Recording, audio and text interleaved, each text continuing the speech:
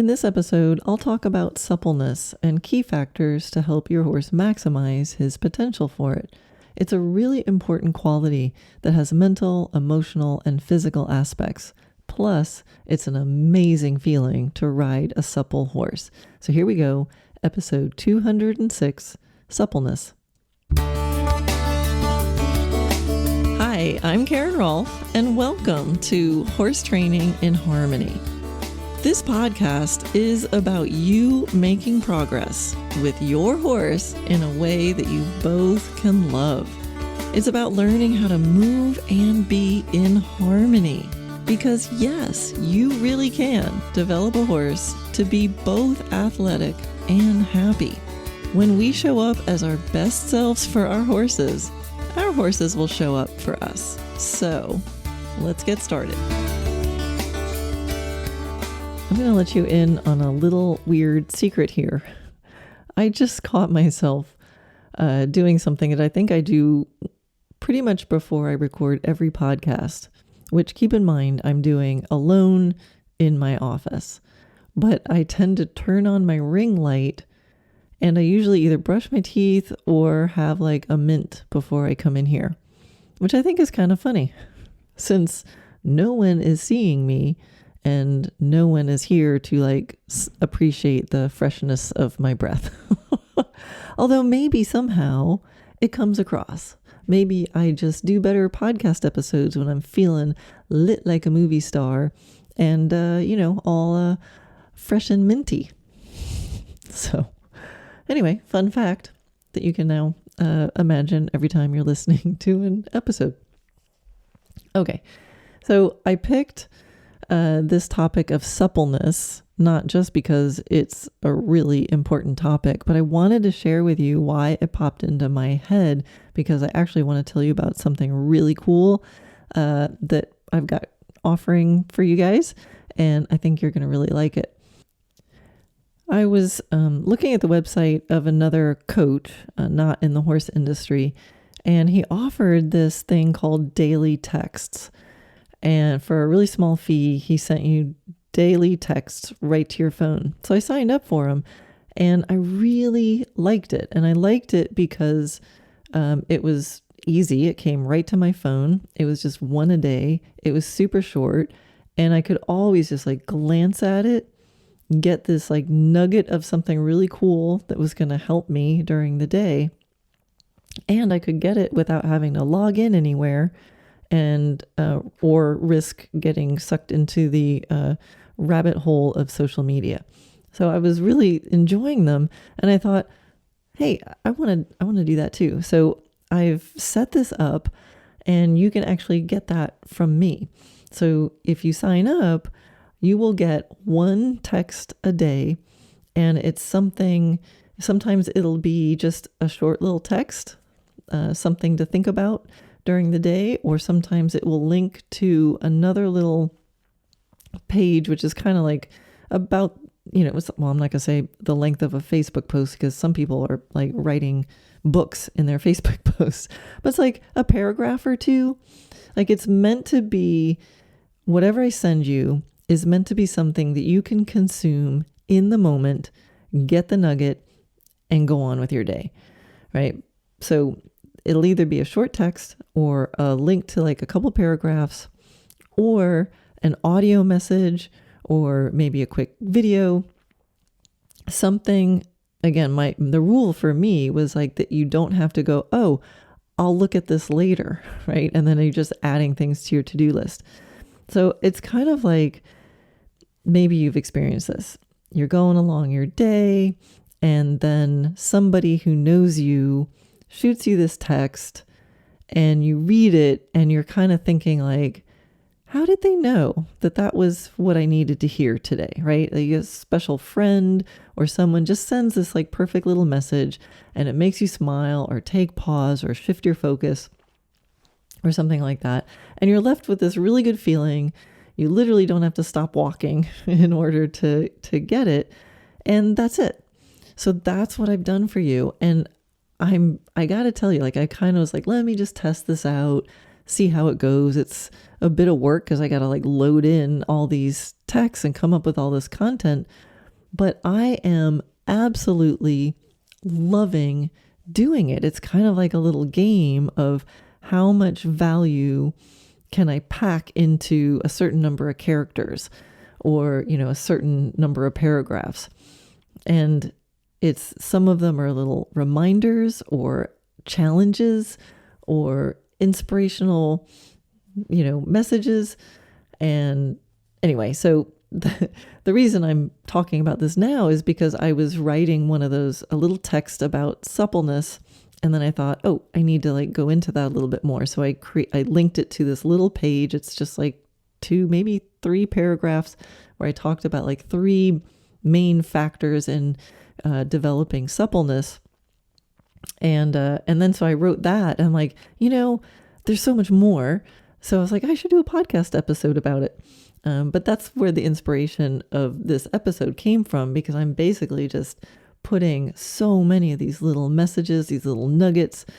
And any of you who've known me for a long time may have come across some things I did on social media where I play this game. Sometimes I say, tell me your problem in 5 words and I'll solve it in 3. So I love this game of distilling big, complex pieces of information into the fewest words necessary. Maybe when I'm really old, I'll be like this little Zen horsewoman up in a cave somewhere. Well, hopefully not a cave, like a field. I'll be some Zen horsewoman under a tree in a horse field, and people will walk up and ask me a question, and I'll just say 3 words. I think that's realistic. Anyway, where was I? I got distracted. Anyway, I am having fun. So I invite you guys to give it a try.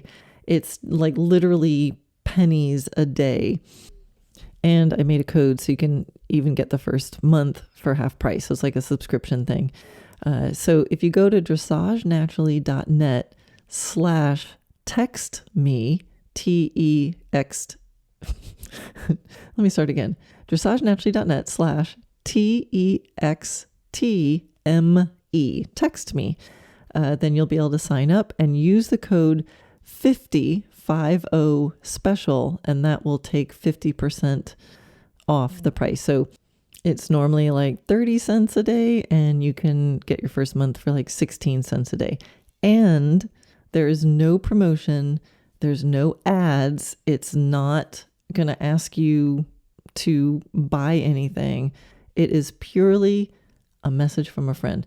Now, there's only one kind of bummer thing for a lot of you listening, and that is right now it's only available in the US and Canada. So I'm sorry, but US and Canada people, if this sounds cool to you, sign up. And if I get enough interest, the platform where I'm hosting it has promised that they are developing, that they can offer it to more countries. So, but only will do it if there's interest. So anyway, check it out. I really invite you to check it out. Okay. So now we'll get into the subject that started this whole thing, which is suppleness. All right. So shift gears. I guess we have to go end scene for talking about the texting.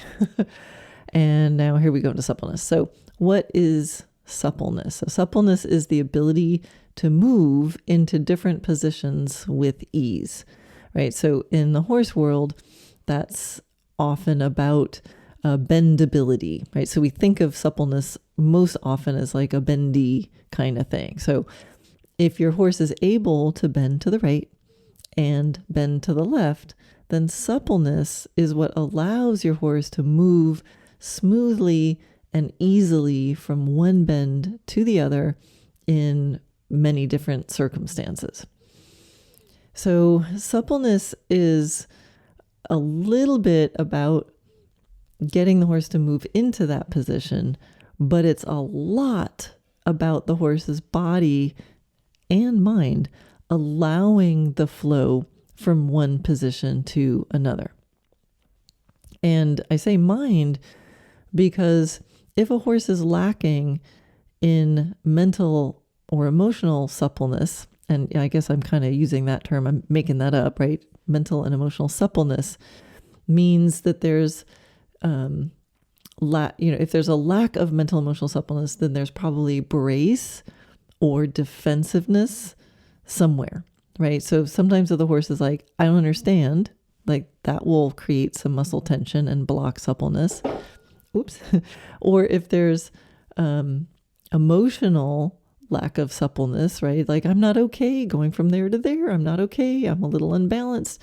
Sometimes we can put our horses into positions that cause unbalance or imbalance. And then because of the imbalance, they get emotional, right? Or maybe they're just not trusting. And because they're not trusting the aids, then they're protecting themselves. And that brace, that mental or emotional brace will create physical brace and defensiveness.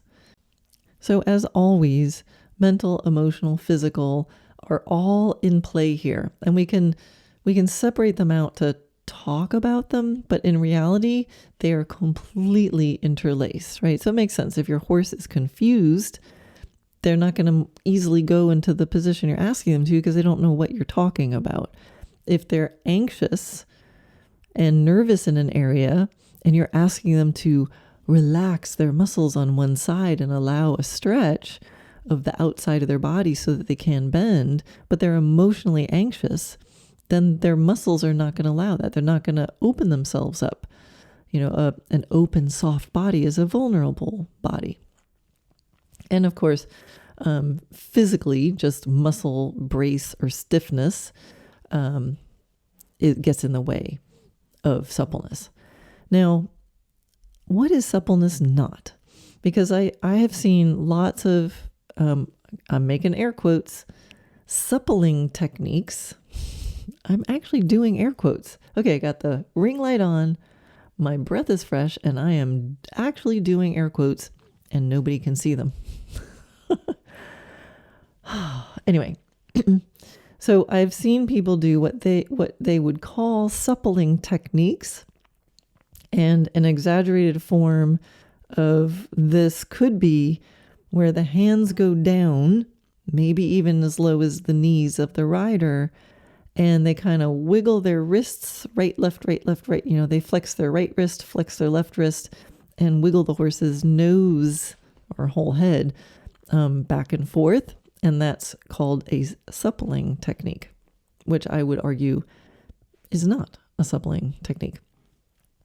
The other thing that is not a suppling technique is an exaggerated yield or positioning of the neck, and probably some in the body there, that is held for long periods of time.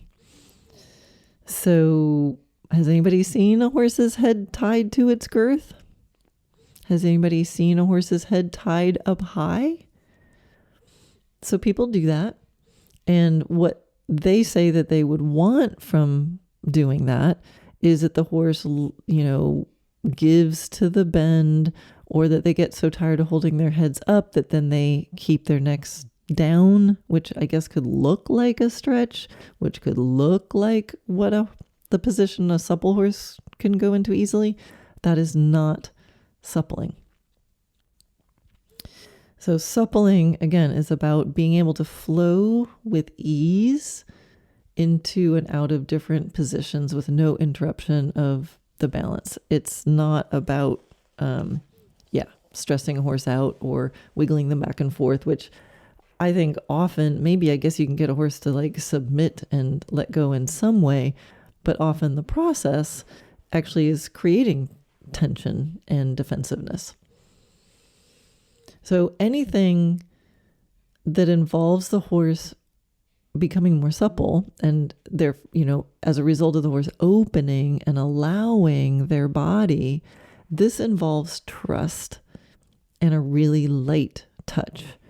So the other end of the spectrum of, let's say, a person seesawing their horse's head back and forth, or tying their head to the girth, to the side, the opposite of that is what I would call like micro yields, where you just play with the horse's level of openness to the suggestion of the yield. And as soon as the horse opens to the suggestion of the yield, there's a release. So that's a promise that if you give, I will not take.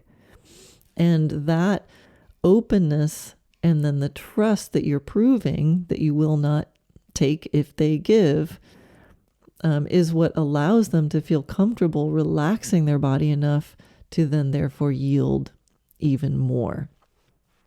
So when I am developing suppleness with a horse, I'm thinking trust and a really light touch. I want them to be open. I want their first thought to be openness, and then the degree to the positioning, how much bend, well, that's something that's developed over time. But they will be able to become more flexible if they are open and not defensive. And often those exaggerated yields or the exaggerated back and forth just creates contortions of the actual positioning or bend that you're trying to create. They're going to end up bending in the wrong place and becoming out of balance and then propping themselves up somewhere else to keep from falling over. All right, so when a horse is supple, it'll show up not only in their ability to flow from one bend to the other, from bend right to bend left, but it's going to show up in their gaits. It's going to show up in their way of moving in general. So again, most of the time, when you think suppleness exercises, it's going to involve bending and changing your bend. But the positive, and lateral work too. It's because, why lateral work? Because it involves bending and opening up through the shoulders and coming across midline with their legs.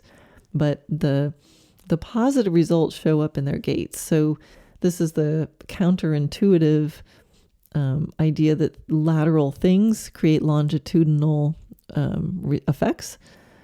So if you have a horse who has tight, choppy gaits and you think, I want longer strides, creating suppleness through lateral, serpentine-y, bendy kind of exercises are actually often the fastest way to open up their bodies and then allow the movement that you will then enjoy going straight. A mental emotional suppleness, as I said, is about trust and a light touch. Physical suppleness is a result of flexibility, balance, and coordination working together. And that means if suppleness is lacking in a particular movement or moment, you're going to want to check, are the positions you're trying to move between possible? Is yours flexible enough to be there in the first place? And then, how is the balance? And then, have you practiced that movement enough to actually gain the coordination? So let's look at each of those. So the first one, whether the positions that you're trying to move between, making sure that they're even possible. I mean, that's sort of probably obvious, right? So for example, you can't move with suppleness between bend right and bend left if they don't bend to the left at all. You can't be supple going between shoulder in and renvers, right? If they're not able to be in the position of renvers without tilting their head or something like that, right? So when you think about suppleness, you're thinking about the act of changing from one thing to the other. So if your horse feels not supple in one of those transitions, it's good to work on each of those positions separately. So the prerequisite is, do you have the one thing? And then do you have the next thing? And it might be a while before you're playing with creating more suppleness because you're still just trying to create the position in the first place. And I think that's probably pretty obvious. However, like with that said, sometimes people get stuck going, okay, I need to get more supple and I don't have a bend left, so I got to work on that bend left. I would tempt you to think, what are two things that you could flow between, and then play with those until you can feel an increase in suppleness, right? So, because I know after you listen to this, you're going to want to go out and play with it. Okay, so the second thing you're going to want to check is, are you balanced? So being balanced or centered means that you should be able to, from that place, more easily move in any direction, right? I mean, like, think about it. Like, if something's off balance, it's kind of committed to things going in that direction. But if you're really in the middle, you can more easily get to anything. So think of the example I always like to give is a tennis player getting ready to return a serve, right? You can picture them, they're kind of in the middle, they got their legs spread, their knees bent, and they're kind of bouncing a little bit right, a little bit left. You know, they're staying in that athletic, active neutral center. If they were always leaning off to the left, then they would never be able to easily get over to the right to return balls hit over there, right? So, I mean, that just makes sense. You're more committed one way. That means it'll be easy to go to that side. They're probably supple going from right to left because they prefer to lean left, but probably a little more awkward getting from the left back to the right. So if you're having trouble with transitioning and flowing from one movement to the other, really think about the balance. Is anything clunking, right? So for me, that's like the clunk of, ooh, I'm flowing. I go to bend left, clunk. There they are on that shoulder. Or they just drop their haunches to the inside or something like that. And if you don't address the balance issue, you're making it harder for muscles to relax. So it makes sense, right? If you're something that's balanced in a centered way can let go. If you're off balance, more muscles have to literally hold on to keep you from falling over. And it's that muscle tension that is going to get in the way of your maximum suppleness potential. Okay. The next thing to check is, have you practiced enough to gain coordination? Because let's say you have a bend left and you also have a bend right. And let's say you can go from a bend to the right on like a serpentine, change through the middle, and you can get in the bend the other way. It's like you can do it. You got bend left, you straighten, you rebend, and now you're off to the right on a circle. Great. But there's still this little funny change in the rhythm, or a little bit of a tight moment with some leg pressure, or maybe they just get a little tiny heavier in the left rein at one particular moment. It's just maybe there's a little swerve in there somewhere. Like, you can do it, but it's not like, super efficient, supple, like a blade of grass underwater. Like, that's suppleness. I probably should have given that analogy in the beginning.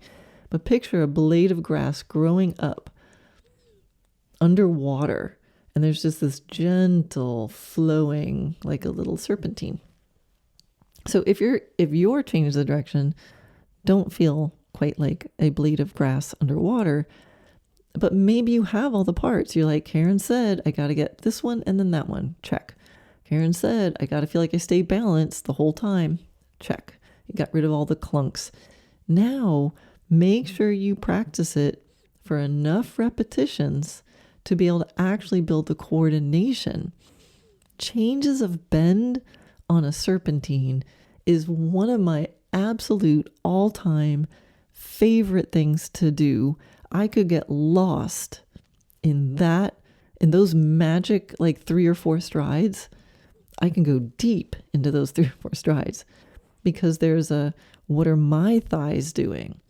And just the coordination of me going from bend left with my left thigh forward and my right thigh relaxed so that it hangs back. And then as I come through the middle and take that bend away, my legs start to come more equal. And then there's some moment where my new inside thigh is on, or is just coming forward, and the outside one is relaxing and allowing itself to hang back. But if I do that in the wrong timing, I could throw the horse off balance. And then what are my rib cage doing? Am I symmetrical? to get a magical, efficient, and supple change of direction with a change of bend is like, I mean, literally, you've got 3 strides. The magic happens in 3 strides. And, you got to be on it or you missed it. So you want to make sure that you've practiced with enough coordination, knowing that you have the pieces to actually, get good at that skill, you and your horse together.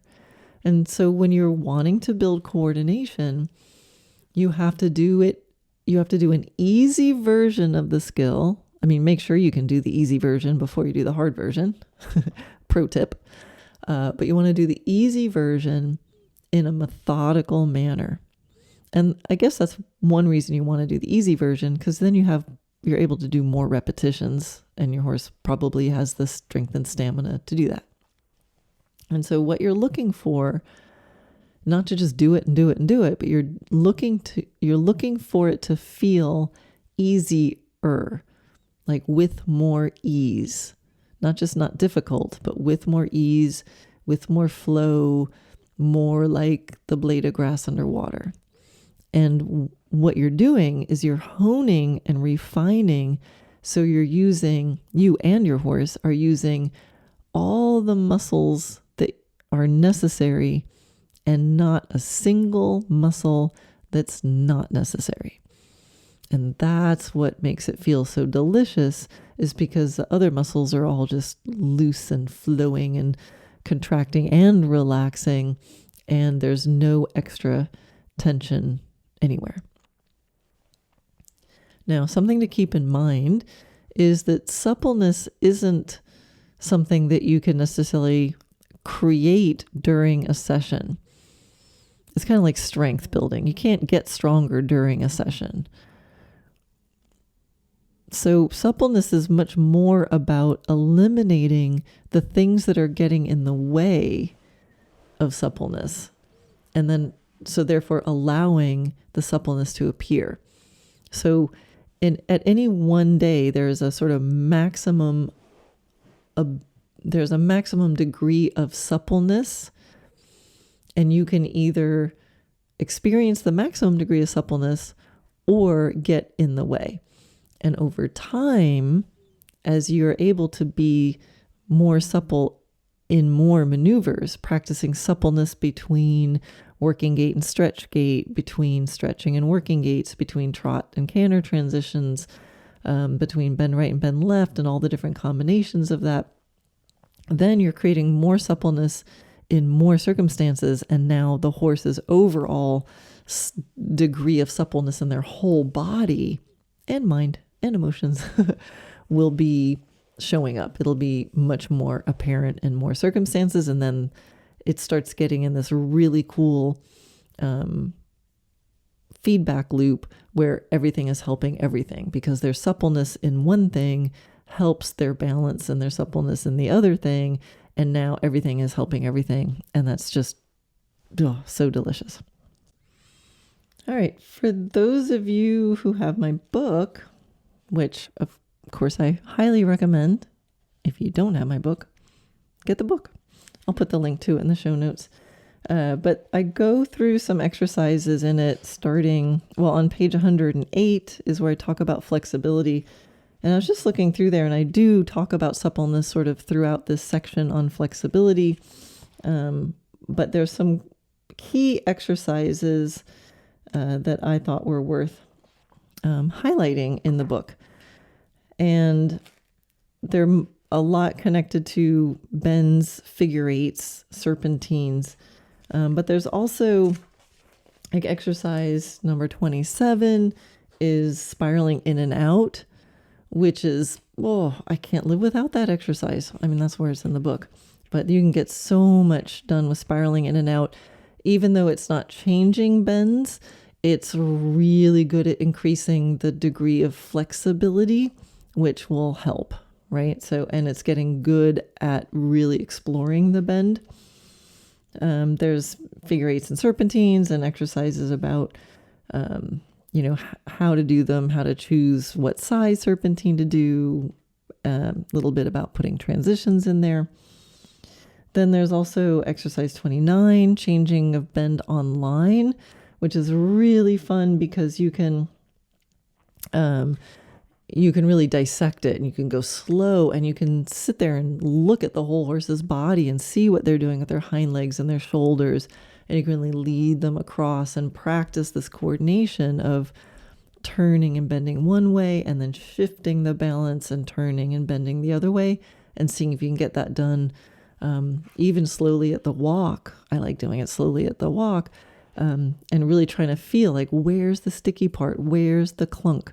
Where do they lose their balance? Where am I missing the communication? What does my body language need to do?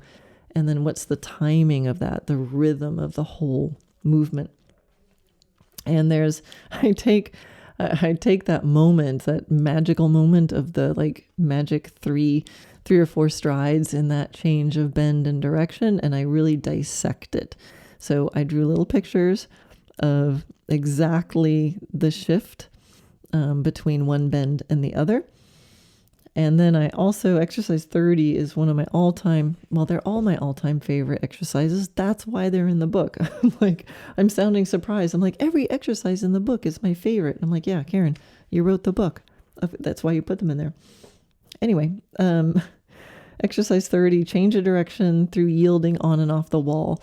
So this combines leg yields and half circles and leg yields and half circles.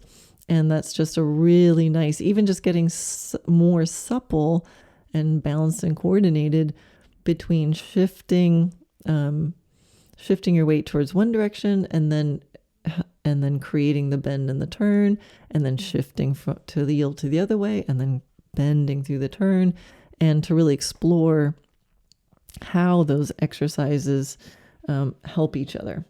So sometimes leg yields get a bad rap, but leg yields have no bend, but I will use them to help my horse be balanced in their bending. So that's an exercise you're going to want to look at.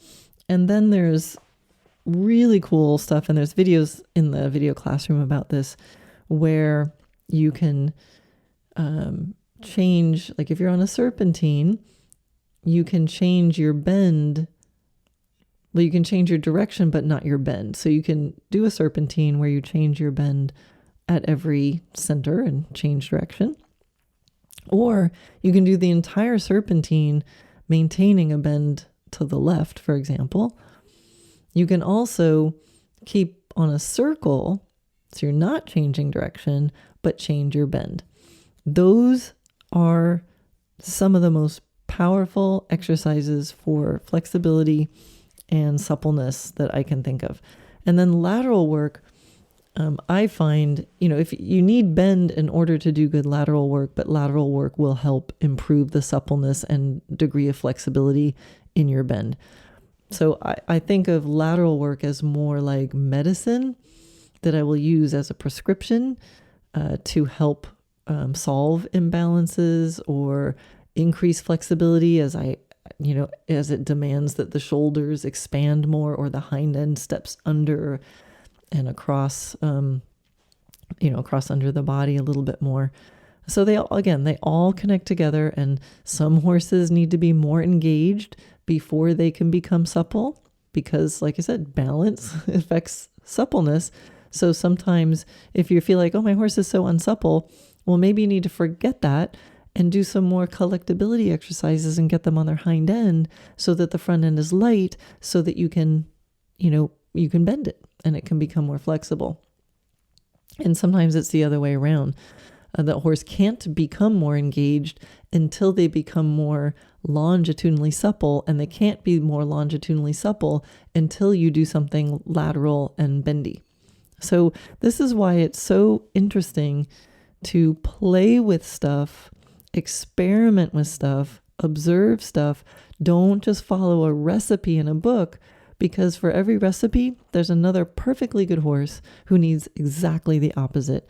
And that's why I work so hard to help everybody understand the concept, understand what you're looking for, give some dials to turn. Here's the questions to ask yourself, and then you can play with it and then you can figure out what your horse needs. Anyway, I hope that helps. So, so try that out, see what you think. And, and don't forget to check out the texting thing.